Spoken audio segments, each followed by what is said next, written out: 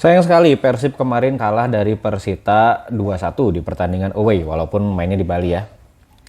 Pertandingan yang sebenarnya seharusnya Persib nggak kalah karena secara permainan jauh mendominasi, tapi ya Persib dihukum oleh kejamnya sepak bola. Jadi Persib tidak bisa memanfaatkan peluang, mendapatkan penalti di awal pertandingan namun gagal, dan juga dihukum oleh kesalahan-kesalahan yang sebenarnya tidak perlu dilakukan, dan itu berhasil dimanfaatkan oleh tim lawan, oleh Persita. Persib kebobolan di gol pertama bisa dibilang itu adalah kesalahan dari kiper debutan Adam Sibek. Kenapa? Karena sebenarnya posisinya tidak berbahaya, situasinya juga dari long ball Ryuji Utomo dari tengah lapangan sebenarnya.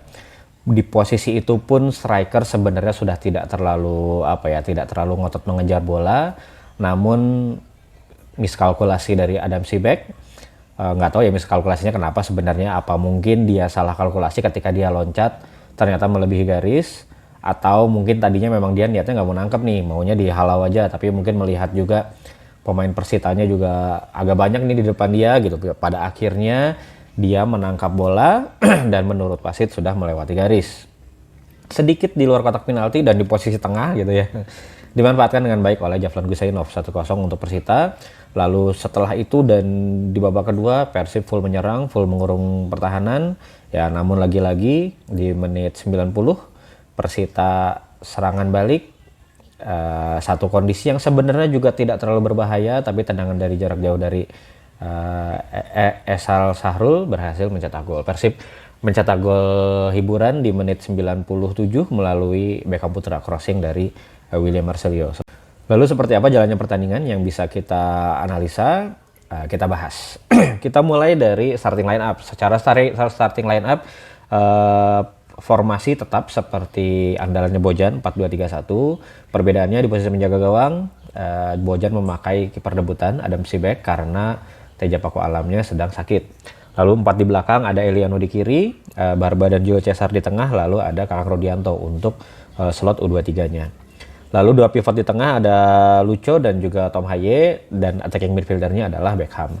Untuk sektor serang, di depan masih mengandalkan Ramon Tangkil dan sayapnya Sadil dan Baros, namun di pertandingan kali ini ditukar. Sadil yang biasanya ada di sayap kiri ditukar jadi Baros yang di kiri dan Sadil yang di kanan. Sebenarnya agak mengejutkan juga sebenarnya, karena bisa dilihat dari beberapa pertandingan sebelumnya William Baros itu udah fasih nih main di kanan, baik itu menyerangnya maupun bertahannya, dan terlihat kemarin itu eksplosivitasnya kurang lah Baros itu terlihatnya ya. Nah, itu secara formasi, dan sebenarnya di awal pertandingan Persib itu bermain dengan sangat baik. Jadi terlihat di awal-awal babak pertama itu Persib berhasil mendapatkan beberapa peluang.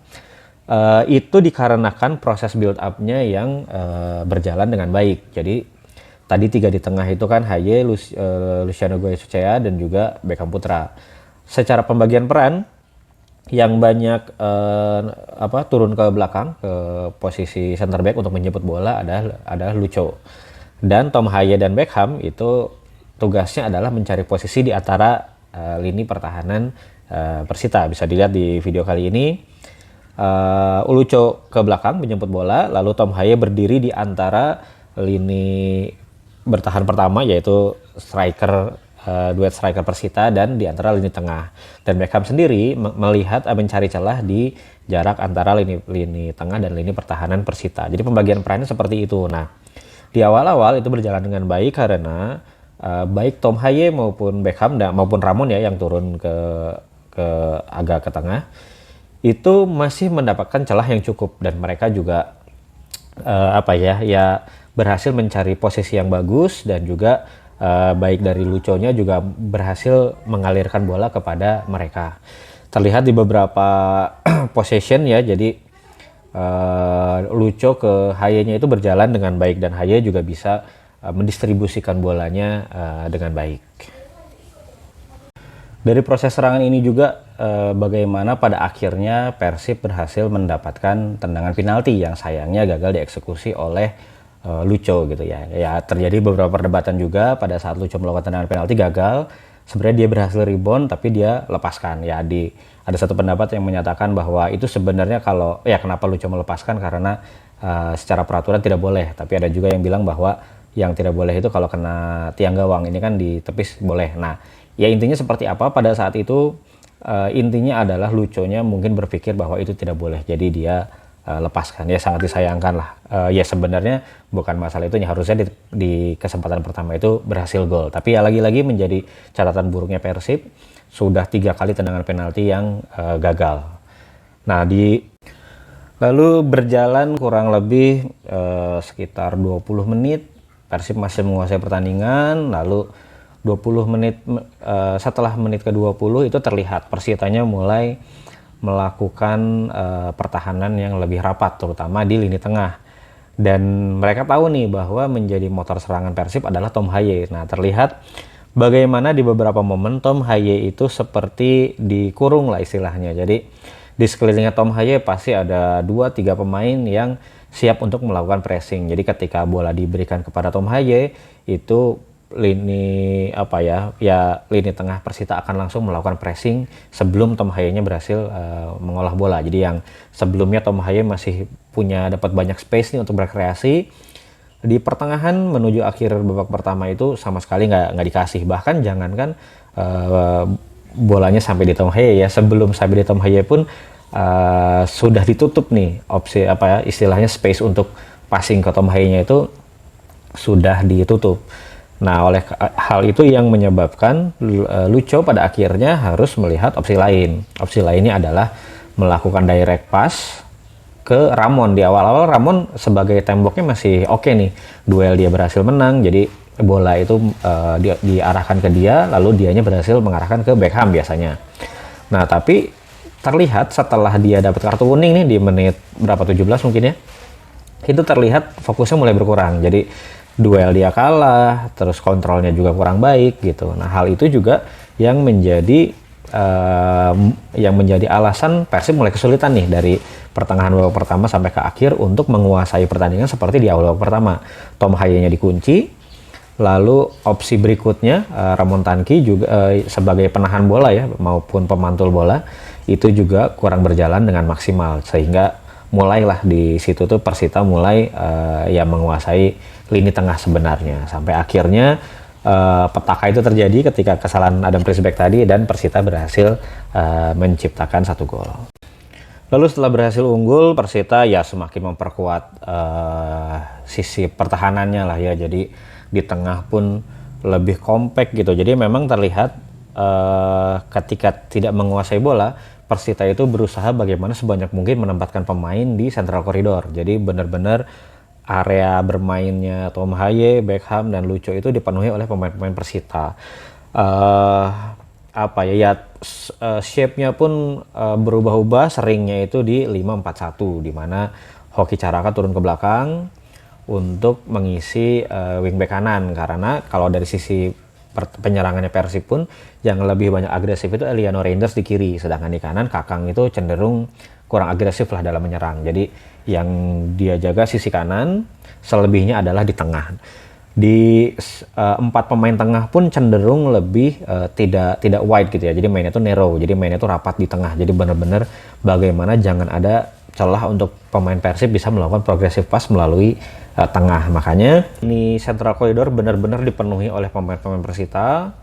Jadi Persib mau nggak mau memang mayoritas serangannya itu adalah dari sisi sayap, baik sisi kanan dan sisi kiri. Nah, di sini juga terlihat kelemahan Persib dalam pertandingan kemarin. Utamanya masih sama seperti pertandingan-pertandingan sebelumnya, di mana sisi kanannya itu kurangnya support dari right back sebenarnya. Jadi posisinya kan Persib lagi menyerang nih, lagi tertinggal, lagi menyerang. Nah, ini terlihat di beberapa momen bagaimana sisi kanan itu beda nih dari sisi kiri. Kalau sisi kiri selain crossing ya, selain mengandalkan crossing, ada juga opsi-opsi kombinasi lah di situ. Ada yang William Barrosnya masuk ke dalam, Elianonya yang masuk gitu ya. Dan itu jadi opsi juga buat Tom Haye-nya nih untuk bisa ya sebagai opsi menyerang lah. Jadi Tom Haye nggak selalu misalkan direct pass ke depan atau apa namanya circular pass ke samping gitu ya. Nah dia pokoknya dia melihat ada celah yang bisa dilakukan progressive pass atau penerobosan, pasti akan dia lakukan, dan memang dia punya kemampuan untuk itu. Umpan-umpannya, visi permainannya juga sangat bagus. Di sisi kiri Eliano masih melakukan variasi itu. Dia masih berani maju, berani untuk berpenetrasi ke depan, berani overlap gitu ya. Nah di sisi kanan ini sayangnya lagi-lagi Kakangnya masih kurang nih dalam melakukan support terhadap penyerang sayap kanan, baik itu diisi oleh Sadil Ramdhani ya di babak pertama, lalu kedua Beckham di posisi itu, dan di akhir babak kedua itu ditukar lagi, Barros yang di kanan, Beckham yang di kiri. Itu tuh support dari Kakangnya kurang. Nah terlihat di sini Tom Haye yang asalnya ngelihat nih mau ke kiri, wah kiri penuh nih sama pertahanan Persita. Dia switch ke kanan, dia umpan ke Beckham, dan nah sayangnya di sini ketika Beckham bawa bola itu nggak ada support dari Kakang. Jadi akhirnya Beckham melawan dua pemain Persita ya, karena back kirinya dan juga penyerang kirinya itu turun ke belakang. Jadi Beckham 2 lawan 1. Ya dia juga tahu kalau mau memaksakan dribbling melewati akan sulit, akhirnya dia early cross. Nah, jadi kalau dari kiri itu variasinya masih banyak. Ada ya selain crossing ya, ada juga kombinasi William dengan Eliano atau dari Tom Haye ke Eliano yang overlap gitu. Nah di kanan kecenderungannya selalu early cross. Jadi Beckham mau penetrasi, mau dribbling juga ya 1 lawan 2 akan sulit. Beda cerita kalau misalkan ada Kakang yang overlap, itu bisa memecah konsentrasi dari dua pemain ini gitu. Ada satu yang harus mengikuti Kakang dan satu menjaga Beckham. Nah kalau posisi 1 lawan 1 Beckham masih bisa nih untuk bisa lewat gitu. Nah sayangnya sekali lagi seperti pertandingan sebelumnya, Kakang masih kurang nih di sisi penyerangannya. Ya memang sekali lagi seperti di video sebelumnya juga, memang secara karakter pun Kakang bukan tipe yang menyerang gitu ya. Nah itu sangat disayangkan sebenarnya. Jadi agak kaget juga sih sebenarnya kemarin Bojan tidak melakukan perubahan di sisi ini gitu. Kan bisa aja sebenarnya Barba yang di kiri atau Eliano yang di kanan itu mungkin akan lebih hidup dua sayapnya gitu ya di babak keduanya. Nah ini terlihat yang pertama tadi ketika tidak support Beckham, dan yang di momen kedua sebenarnya lebih terlihat lagi nih, lebih terlihat tidak supportnya itu kelihatan. Jadi ketika William Barros dapat bola nih di kanan dan sisi wing space kanan itu kosong banget, itu kalau misalkan Kakang overlap bisa enak lah gitu, dikasih ke Kakang terus cutback atau crossing gitu ya, atau bisa kombinasi lagi. Nah, intinya memecah shape-nya si Persita yang memang kokoh gitu. Nah jadi yang di kanan itu nggak ada bantuan dari Kakang, pada akhirnya ya momen itu hilang. Walaupun pada akhirnya Kakang support, itu pun posisinya udah sulit melakukan kombinasi, melakukan overlap, ya pada akhirnya early crossing lagi. Jadi di momen yang William Barros tadi yang tidak ada support dari Kakang itu, ya kita bisa aja sih bilang bahwa mungkin memang instruksinya Kakang adalah untuk stay di belakang aja gitu. Nah tapi harus dilihat juga nih suasana di lapangan seperti apa.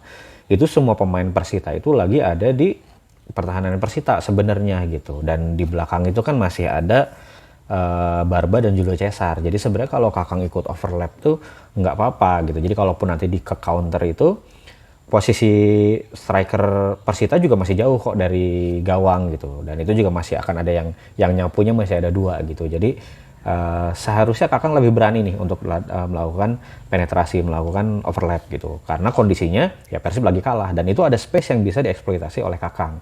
Sebenarnya di babak pertama ada satu momen di mana ketika Kakang melakukan overlap, dia melakukan kombinasi dengan Sadil dan juga Beckham, itu tercipta tuh situasi berbahaya, tercipta situasi di mana back Persitanya itu ya ini juga gitu, istilahnya kerepotan juga gitu, walaupun di eksekusi akhirnya tidak berhasilnya sebenarnya karena terlihatnya sih ada pelanggaran dari Jardel ke Kakang gitu ya, tapi wasitnya tidak melihat itu pelanggaran. Tapi intinya yang bisa dilihat adalah ketika Kakang overlap, di situasi itu tuh terjadi 3 lawan 3, Persitanya ada 3 ya, jadi back apa namanya, back kirinya, penyerang kirinya sama gelandang bertahannya kan ada 3 tuh di posisi itu. Terus di Persibnya juga ada Sadil, ada Beckham, ada Kakang. Nah, itu juga menarik si pemain Persita biar nggak banyak di kotak penalti. Di momen itu kelihatan di kotak penalti itu 3 lawan 3. Ideal banget sebenarnya kalau mau crossing itu untuk bisa pemain Persib menang duel itu lebih tinggi gitu ketimbang ya ketika early cross di kotak penalti itu banyak banget gitu pemain Persita secara jumlah Persib kalah lah gitu. Jadi kemungkinan untuk menang duelnya pun tipis gitu. Nah, kombinasi-kombinasi di sayap itu yang harus ditingkatkan. Kalau di kiri Eliano Render sudah oke secara apa ya, secara naluri menyerangnya lah, walaupun secara eksekusi masih perlu ditingkatkan. Nah, kalau di kanan ini Kakang masih secara inisiatif, secara keberaniannya juga harus ditingkatkan lagi biar serangan Persibnya itu seimbang nih, di kiri kanan itu jadi senjata. Nah, dari tengahnya juga Tomahaya dan Lucho untuk direct pass-nya juga jadi senjata gitu.